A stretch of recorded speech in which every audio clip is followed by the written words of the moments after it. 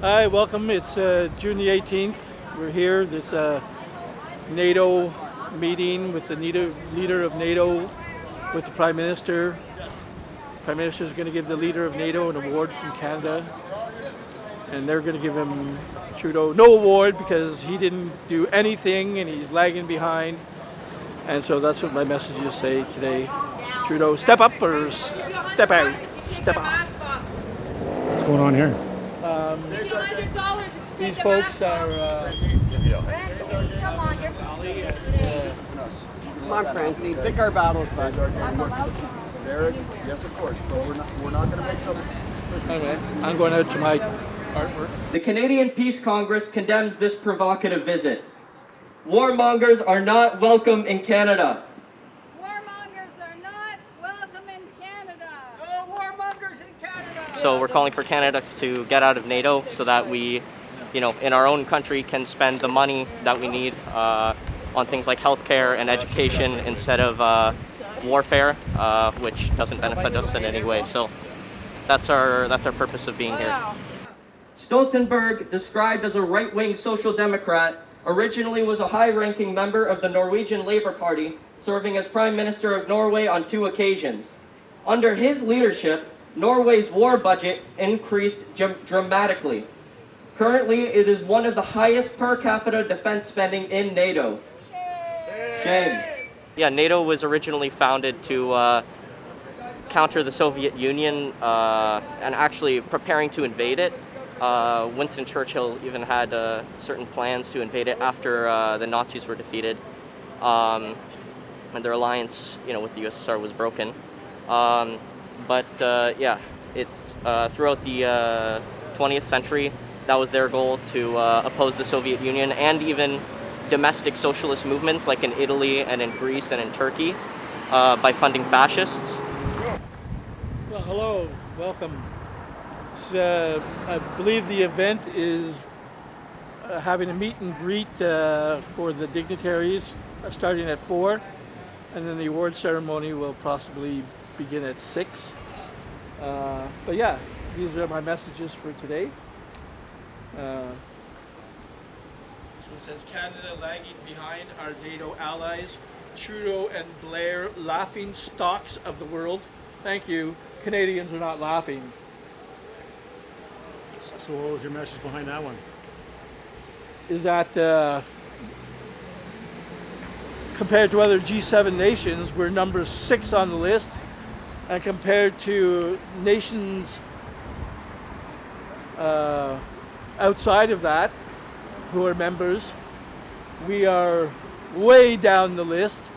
And again, Canada used to be well respected and received with our military interventions in many areas, conflicts of the world with NATO, and now we can't even muster up a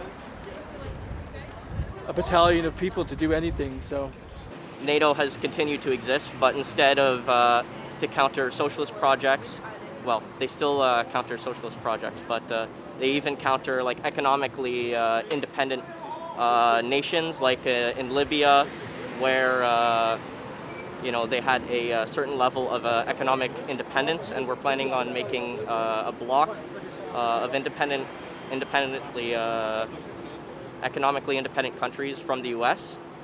So that was their mission there, to destroy that project. And any time the Western nations' investments in countries that they're colonizing are threatened in any way, either through socialist policies or economically nationalist policies, NATO, its job is to create a coalition of willing imperialist states to topple that project.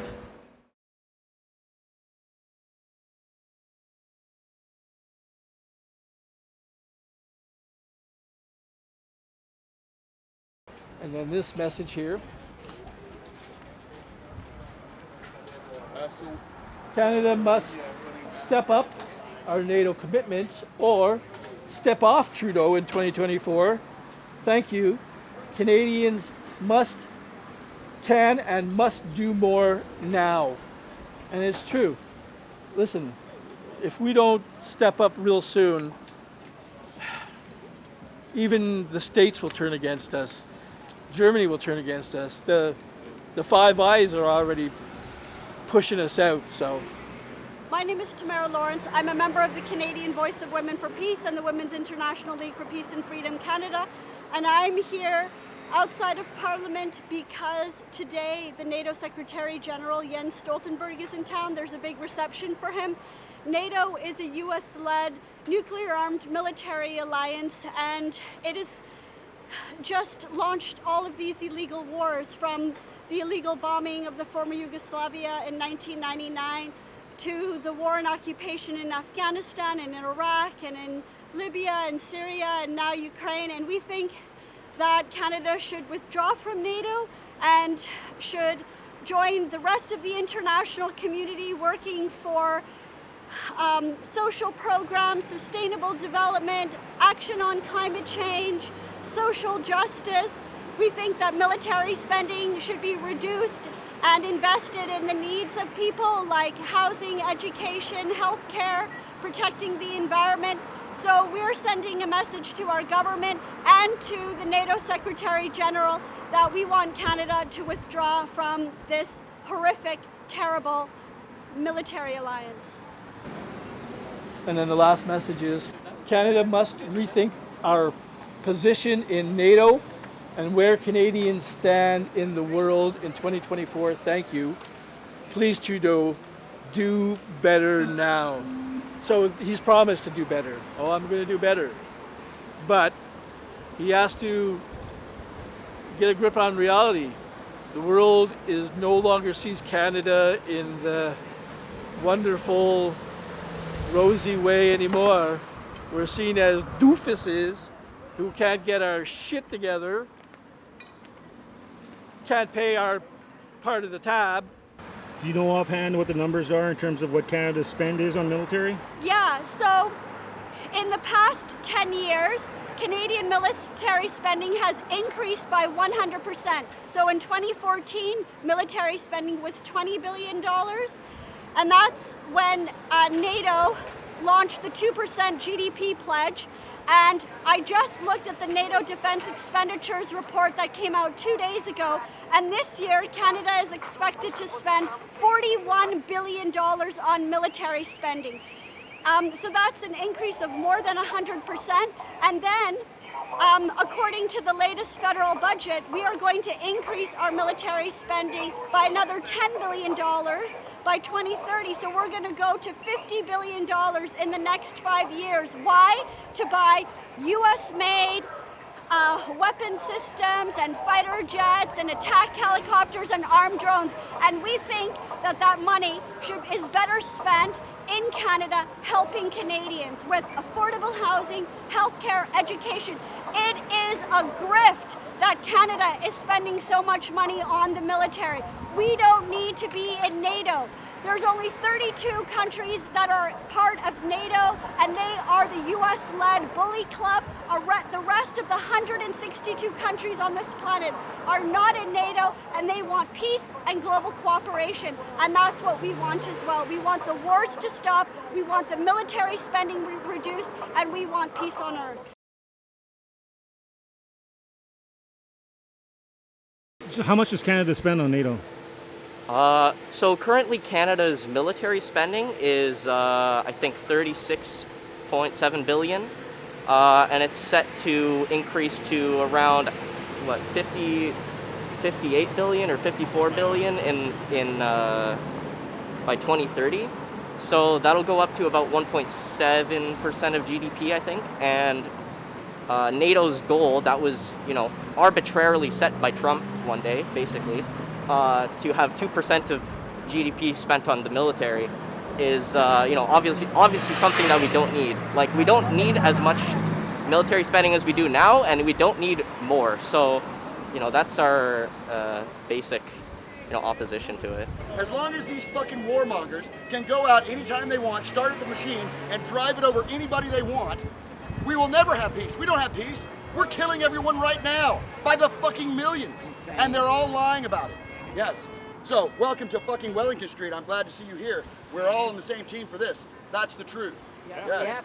So to date, you believe that Canada should willfully get out of NATO, and what would be left in its place?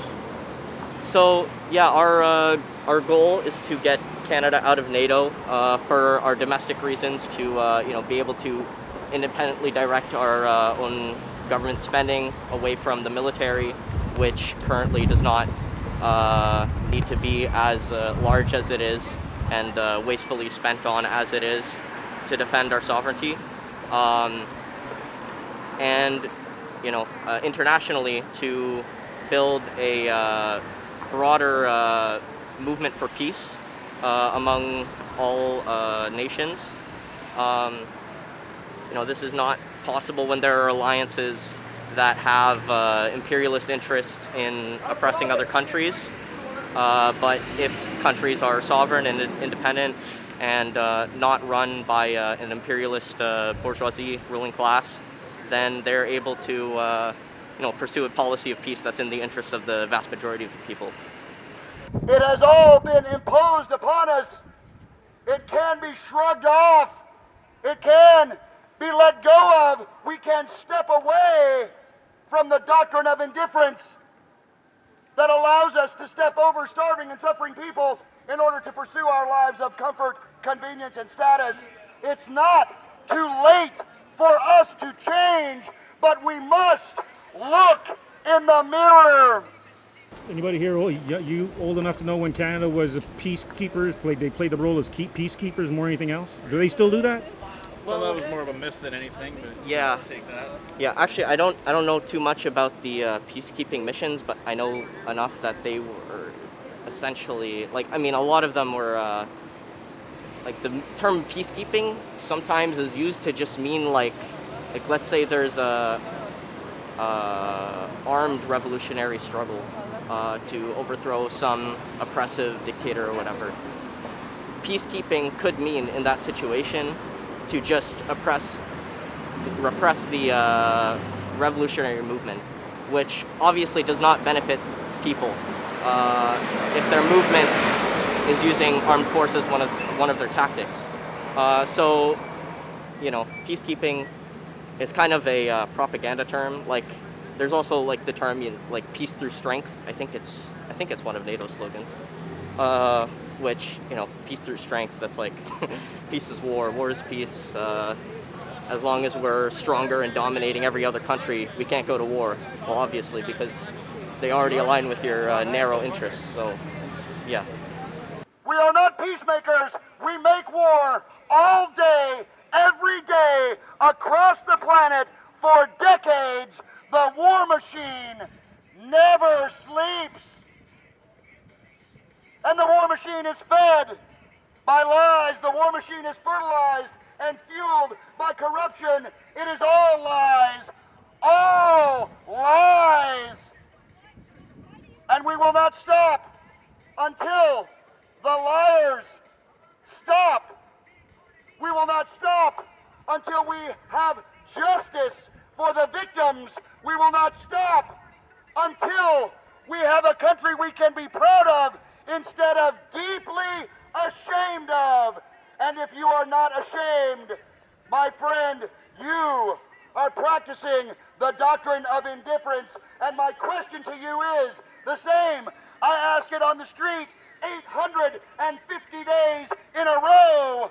The question is this: what is the name of the teacher that taught you the doctrine of indifference? What is the name of the school that endorses the concept that it is moral to ignore the suffering of your neighbor? What is the name of the teacher? Name that teacher. Name that school. You are searching your heart, and you know that your parents didn't teach you this. Your scholars did not teach you this. Your clergy did not teach you this. You learned it from the television. Every single thought and opinion in your head has been provided to you by the liars through their technology, from the cradle to the grave, from morning till night. every day, all day, lies to make you close your eyes, to give you the ability to ignore the suffering of your neighbor. There is only one path forward. Look in the mirror and search for the doctrine of compassion, or suffer the consequences of the doctrine of indifference.